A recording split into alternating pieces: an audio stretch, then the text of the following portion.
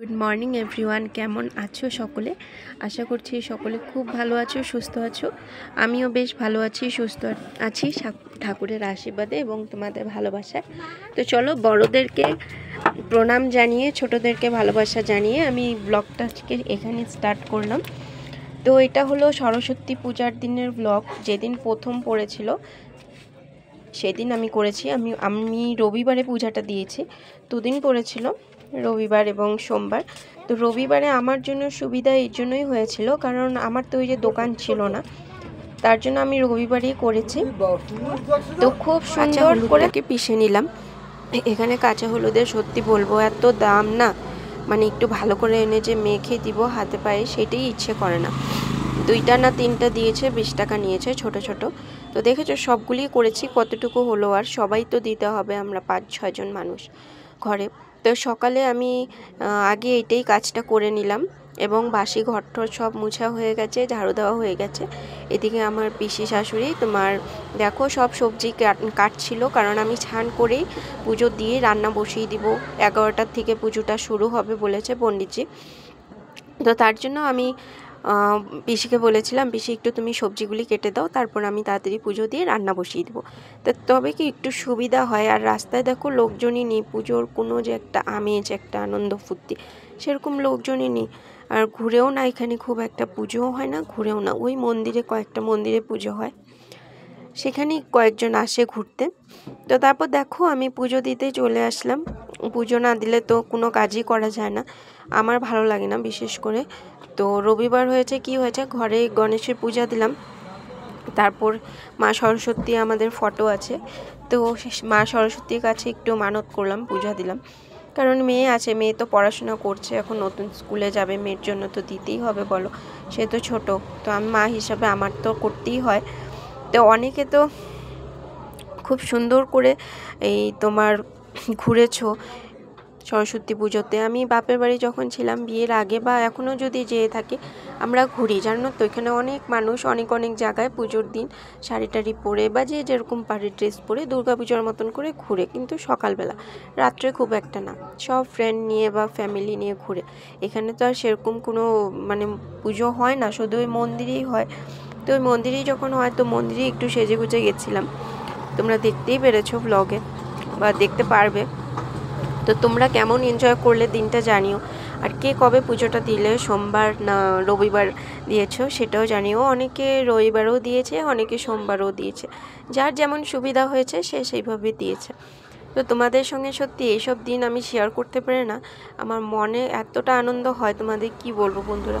আর তোমরা এত সুন্দর আমাকে কমেন্ট করে আমাকে ভালোবাসা দিয়ে পাশে থাকো, তার জন্য অনেক অনেক ধন্যবাদ, অনেক থ্যাংক ইউ। পারলে তোমরা কে কোথার থেকে আমার ভিডিওগুলি দেখো বা লাইক কমেন্ট করো সেটাও জানিও। তবে আমার আরেকটু ভালো লাগবে তোমাদের নাম নিয়ে কমেন্ট পড়তে, বা তোমাদের নাম আমি আমার ভিডিওতে নিতে চাই। যদি তোমরা আমার পাশে থাকো, সাথে থাকো, তো নিশ্চয়ই আমি আরও নিজের কাজ মন মতন বা আরও ভালোবাসা দিয়ে করে যেতে পারবো।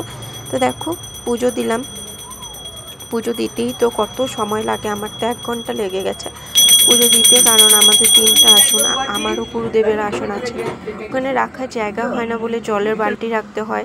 নিচে তো কিছু রাখি না, সব উপরেই রাখি, জলের বালতি রাখতে হয় বলে ওই তোমার ওখানে আর আসনটা রাখা হয় না। আমার রুমের ওইদিকে আসন করা হয়েছে গুরুদেবের। তারপর দেখো দৌড়াদৌড়ি করে রান্না করতে চলে আসলাম। তো রান্নাটা তো করতেই হবে, বললাম না, আমার পিসি তোমার কেটে ধুয়ে টুয়ে সব রেডি করে রেখে দিয়েছে। আর এইসব কাটা ধোয়া থাকলে না, দেখবে বেশিক্ষণ রাঁধতেও সময় লাগে না, চটপট রান্না হয়ে যায়। আর নিরামিষ রান্না খুব একটা কিন্তু ঝামেলা নেই, আর বেশি কিছু করিও নি, সব নিরামিষই করেছি, তোমরা দেখতেই পারবে। তো বেশিরভাগ আমরা সরস্বতী পূজায় এইভাবেই খাওয়া দাওয়া করি, নিরামিষই খাই। আর বেশিরভাগ হয়তো এটা বানাই বা পনির বানাই। আজকে অনেক দিন পর খিচুড়ি বানানোর ইচ্ছে হয়েছে, একটু ঠান্ডা ঠান্ডাও ছিল ওয়েদারটা, মেঘলা, তো ভাবলাম চলো খিচুড়িটাই করা যাক। তো খিচুড়ির সঙ্গে নিরামিষ না হলে হয়, সেটা তো করতেই লাগবে। তারপর ভেবেছিলাম বেগুন ভাজা করব, কিন্তু বেগুন ভাজি নেই বলে ওই তোমার মিষ্টি কুমড়া ভাজি করলাম। এদিকে দেখো আমার খিচুড়িটাও হয়ে গেছে, তোমাদের সঙ্গে গল্প করতে করতে। খিচুড়িটা আমি কিভাবে রান্নাম সেটা শেয়ার করলাম না, তোমরা তো সাধারণত সবাই জেনে থাকো কেমনি করা হয় মুগের ডাল দিয়ে। তা আমিও নর্মালভাবে সেভাবেই করেছি। এদিকে দেখো বললাম না, ওই ক্যাপসিকাম একটু কুড়িয়ে নিয়েছি, আর হলো ওই যে মিষ্টি কুমড়াটা সুন্দর করে পিস পিস কেটে। তারপর দেখো এই দেখো আমার রান্না কমপ্লিট। পায়েসটা কি বলবো জানো, পায়েসটা আধা খাওয়া হয়েই গেছে, তবুও তোমাদের সঙ্গে শেয়ার করলাম পুজোর জন্য কি কি বানিয়েছিলাম। এই যে দেখো বড়াটা মুচমুচা হয়েছে, কারণ এখানে একটু সুজি দিয়েছি, নিরামিষ করলাম, খিচুড়ি করলাম।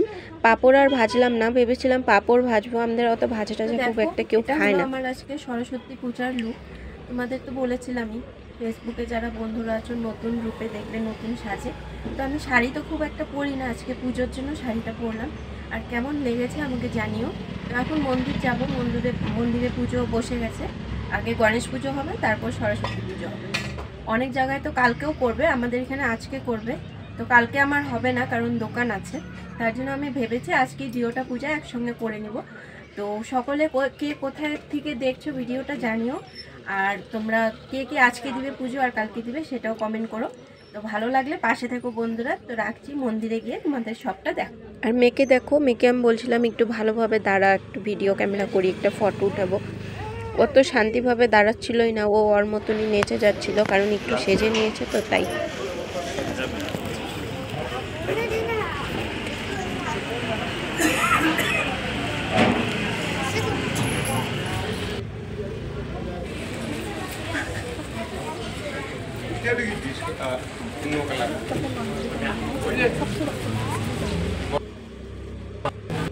তারপর দেখো এদিকে পুজো হচ্ছিল, মন্ত্রপাঠ করছিল, ঠাকুরের নাম করছিল। এদিকে ওনারা তার ছেলেকে আজকে হাতে খড়ি দিল। এখানে তো সেরকমভাবে হাতে খড়ি হয় না, তো ওনাকে ওই যে লেখিয়ে দিয়ে, যজ্ঞ তো হয় না, লেখিয়ে দিয়েছে, লেখিয়ে দিয়ে পণ্ডিতজির হাত দিয়ে, আর যজ্ঞ খুব একটা হয় না। আর এদিকে দেখো অঞ্জলির জন্য একটু একটু করে বেলপাতা ফুল পেয়েছি, আমার মেয়েকেও অঞ্জলি দিয়েছি, কারণ মেন তো তারই বলো, সে তো এখন নতুন জীবন শুরু, নতুন পড়াশোনার পথ শুরু, তো তাকেই তো মায়ের আরাধনা বেশি পুজো পাঠ করতে হবে। তো দেখো এদিকে হয়ে গেছে, এখন টিকা দিচ্ছে, চন্দ্রামৃত্যু দিচ্ছে, এবং বই যার যেমন বই দিচ্ছে। লাস্টের দিকে এত ভিড় হয়ে গেছিল, তোমাদের আর কি বলবো, প্রচণ্ড ভিড় হয়ে গেছে। দাঁড়িয়ে থেকে তারপর ভোগের প্রসাদ নিয়ে আমার মেয়ের যেসব খাতা বইপত্র নতুন মাকে ছুঁয়ে চরণে নিলাম, টিকা নিলাম, একটু চন্দ্রামৃত নিলাম, তারপর বেরিয়ে গেছি। বেশিক্ষণ আর থাকতে পারিনি ভিতরে। তারপর দেখো এই যে ঘটের মধ্যে আমরা যে খাগের কলম, দুধ জল দিয়ে দিই মায়ের নাম টাম লেখার জন্য, এটাও নিয়ে আসলাম, কারণ পরে দিয়ে না কে কাঠটা নিয়ে যাবে বোঝাই যাবে না।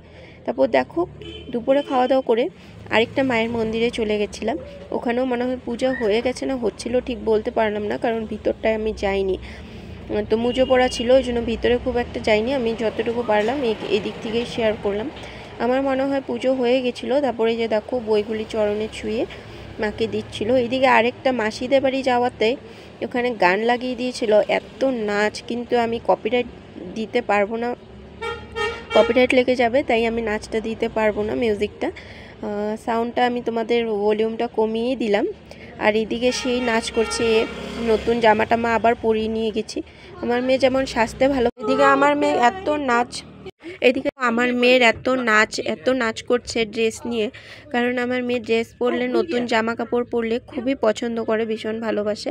নাচানাচি শুরু করে দিয়েছিল, বেশিক্ষণ থাকিনি ওখানে, কারণ ঘরে আবার চলে আসতে হবে, বিকালে তো আবার মন্দির যাব।